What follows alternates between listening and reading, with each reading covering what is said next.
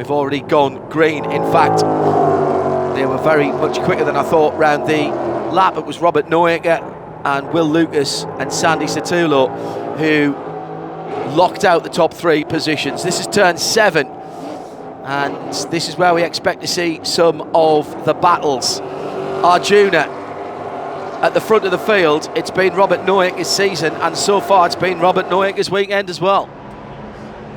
He was flying in both free practices, in both qualifying sessions as well, but this is Will Lucas early in this race, turning the wick up and really putting the pressure on. In the Dark Horse Legends class, I did note that Alex Buescher got past Devin Anderson, put another one of the Dark Horse competitors between him and the rest of his championship contenders. A very important move at the start of this race. Spin for the Paolo Salvatore Torre Racing blue and white machine.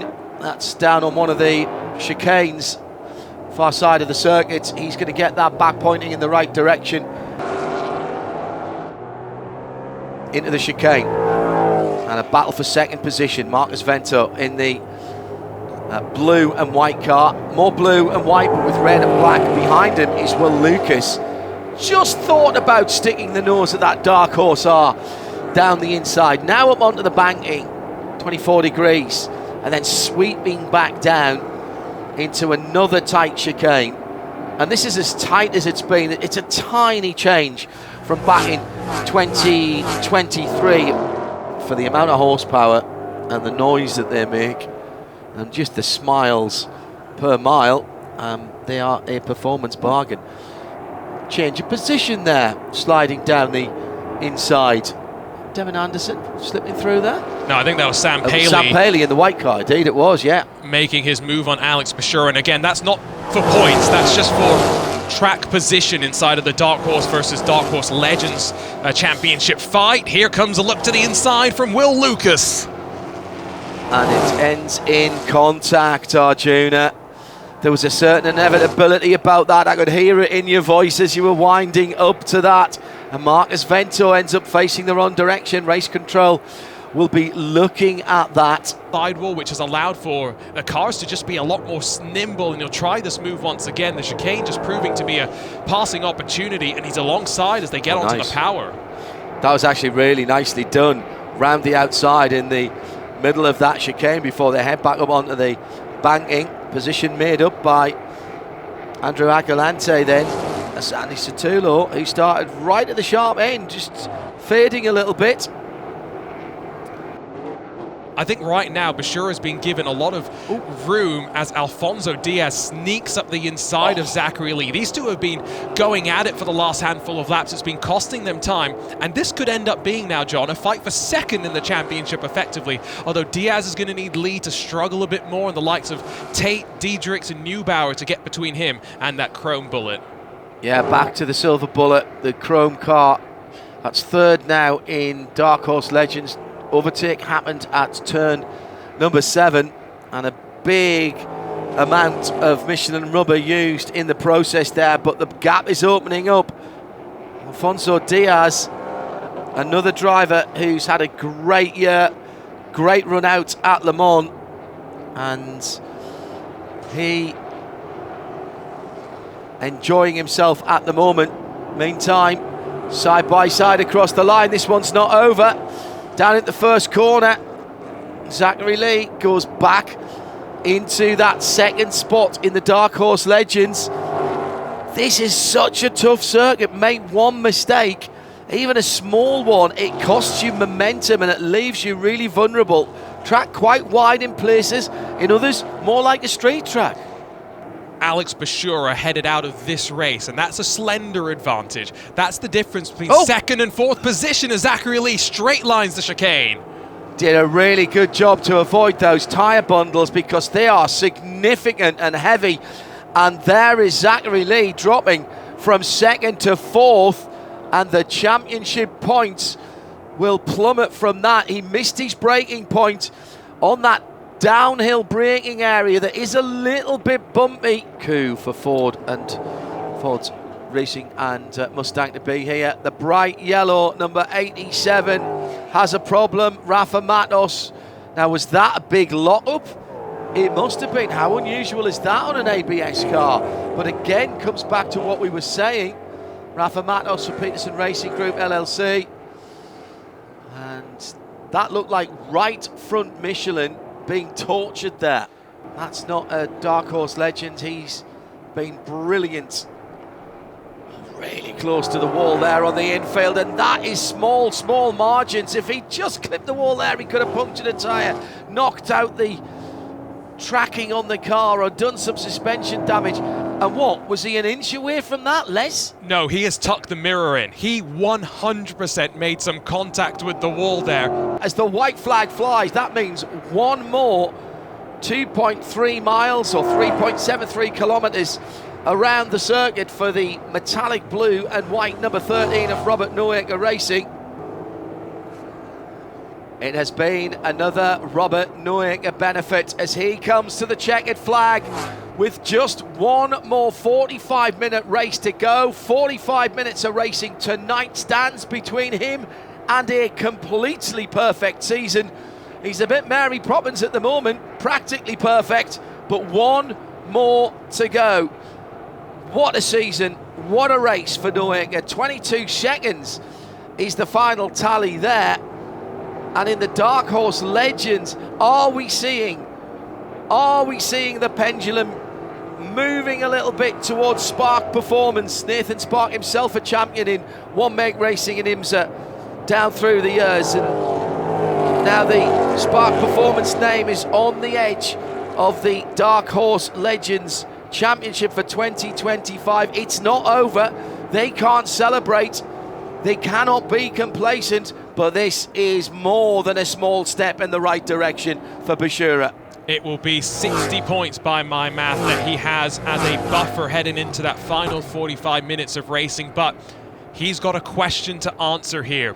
Why did he lose so much time in the final stages? I think that was 4 or 5 consecutive laps where he was either in the very high 34s or in the 35s. Top 7 in the Dark Horse category. Your podium unofficially from Ford Racing. Noaker, Paley and Devin Anderson. 3 different teams there. Noaker Racing, Paley Motorsport and Tech Sport. Then 3 Robert Noaker drivers in 4th, 5th and 6th. With the new boy, Andrew Akelante, in 4th position ahead of Will Lucas and Sandy Sotelo.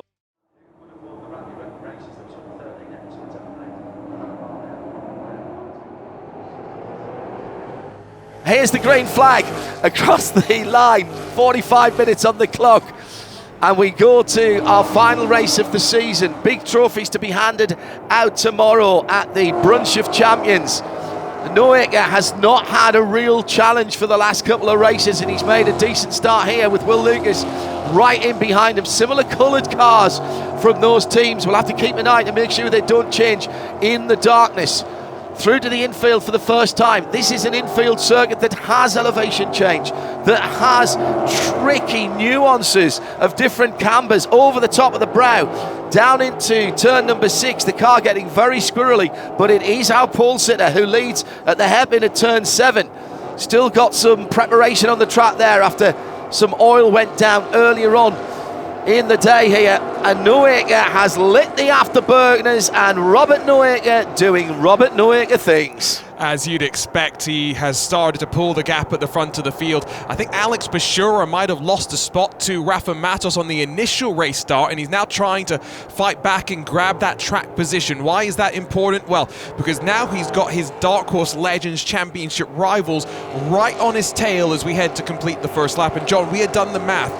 With the 10 points that Alex Buescher has got for qualifying on pole position once again, he finishes 4th or higher, the championship is his. Here comes Paley again, trying to close on the race leader, looking to the inside off the banking.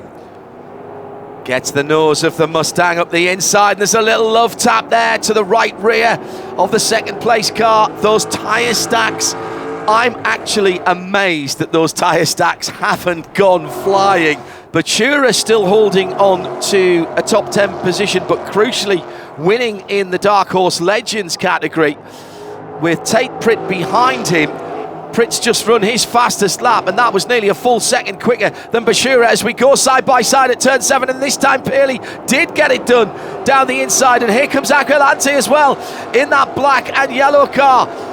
Too wide on the banking for Mustang Challenge, and that is a great opportunist manoeuvre, planned, schemed, executed by Paley, who locks up the left front just for a moment, but it was an opportunist manoeuvre for the second car in that line. Brilliant stuff. We're talking 21 seconds, so Buescher, Diaz and Lee are doing a cracking job of staying with the leaders. There's a couple that have just skipped through the chicane though, and that, I think, at least one of them might have been Marcus Vento, the other might have been Will Lucas, but that's the first time that we've seen any of the dark horse drivers have too much trouble at that one chicane, with the exception of Rafa Matos having that brief moment about halfway through race number 1. So let's keep an eye on if they're starting to struggle a little bit with the brakes, but seemingly back up to speed as Devin Anderson takes advantage, now up to 4th position.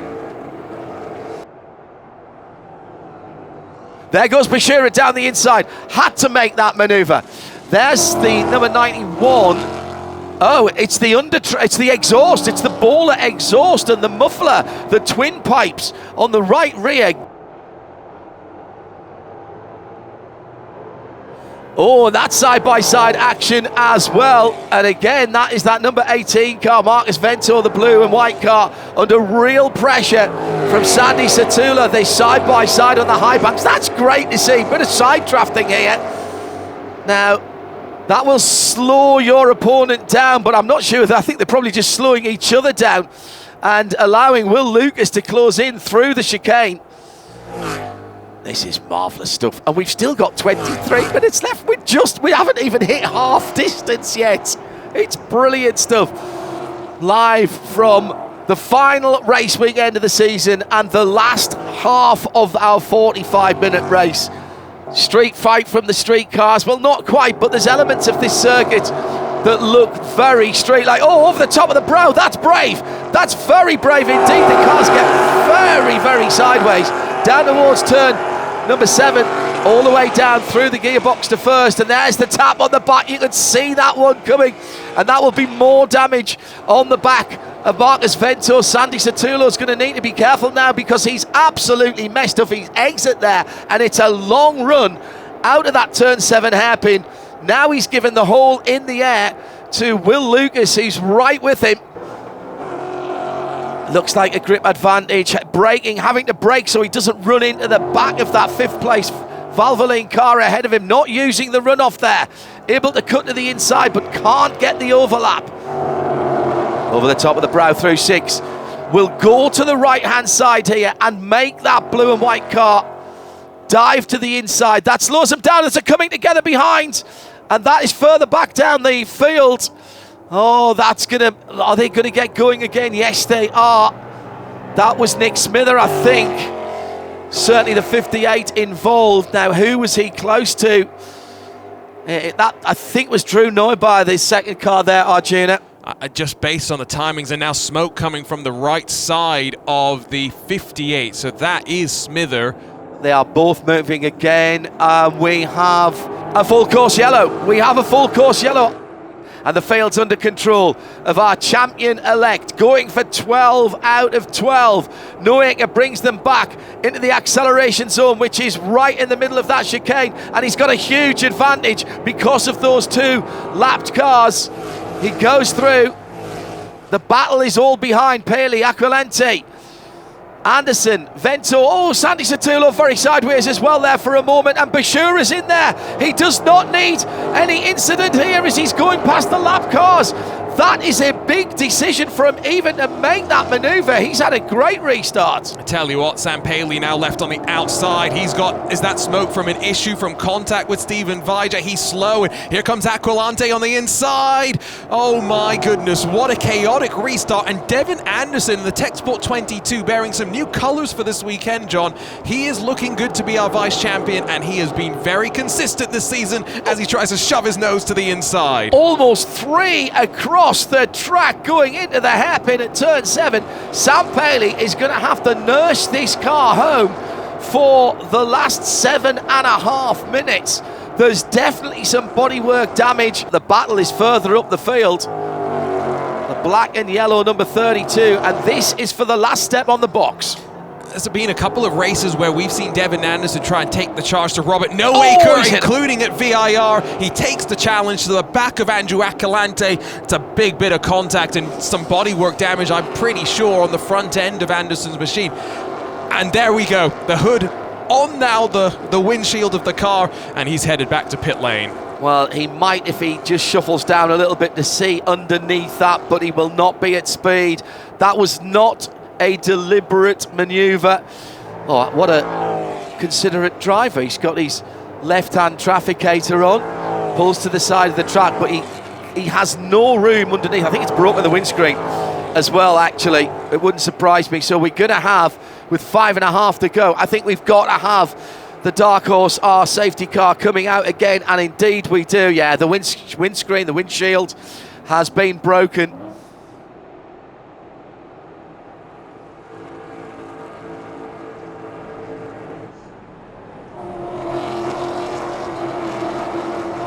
We are back to green. Excellent. Green, and it will be a green-white checker. So that will do the quick arithmetic before the end of the race. And the challenger there is Sam Paley's car smoking again as he goes through the infield in front of Andrew Akalante. Who is his closest challenger then for Anderson in second place in the championship? So both Marcus Vento and Sandy Satula, they were only separated by about 10 points coming into the proceedings. He's going to I reckon Anderson's going to finish 20th because everybody else is still going and will get past him.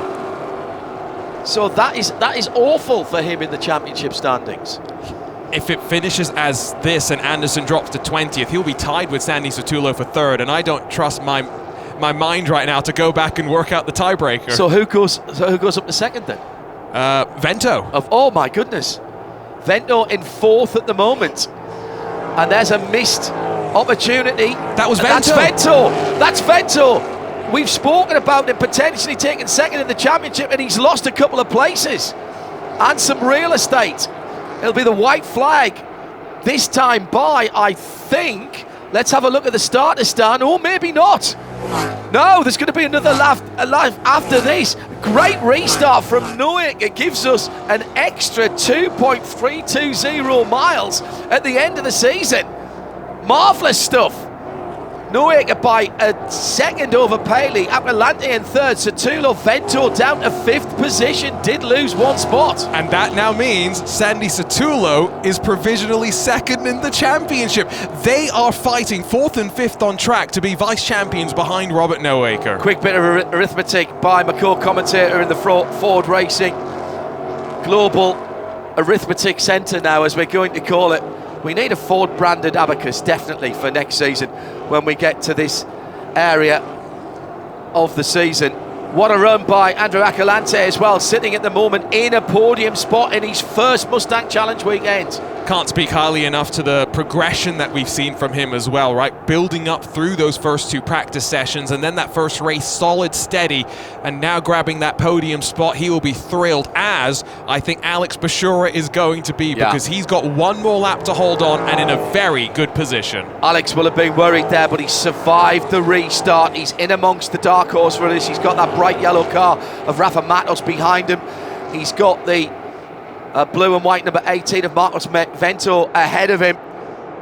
But it has been a season about one man. He is perfect. He wins and the championship as he goes through, and in 2 1/3 miles time we can say he's done it at every single track, every single race. This is effectively a lap of honour now for the whole season for Robert Noaker. Try to think about it in any sport. It would be like in the Premier League if a team won all 38 of the games. in baseball if they won all 200 games that they play through the playoffs. It is a remarkable run, an equal machinery to continuously be the man to beat. And Robert Noaker is going to be testing a GT4 car again soon. Will Alex Buescher be making some moves and join him in that GT4 tests? Do not do it. There's no need. That's Ventos who was up alongside. Halfway around the last lap, it became a badge of honour for Robert Noaker. Very relaxed when we spoke to him before the first race. He wanted to do the full 12. He's going to achieve that. This is history being made at Charlotte Motor Speedway for Ford Racing and the Mustang Challenge for 2025. Robert Noaker, who drives the truck to each and every round. The team have brought 6 cars here this weekend, but it's all about number 13. 13 has done it 12 times, and we have a champion in 2025. Noaker has done the whole lot. 12 W's on the season, and through to the final checkered flag of the season as well. For now, we can confirm, subject to post-race technical inspection, that Alex Buescher for Spark Performance, with a very creditable 6th place overall, will be 2025's Dark Horse Legend champion. Robert Noaker, we might as well have just cut and pasted that every single round of the season. Sam Paley stands on the final podium of the season, and it's a 1-3 for Robert Noaker Racing, with Andrew Acolante in his first race weekend in this championship. It's going to be Sandy Satullo, our vice champion, Devin Anderson in 3rd, and then Marcus Vento in 4th.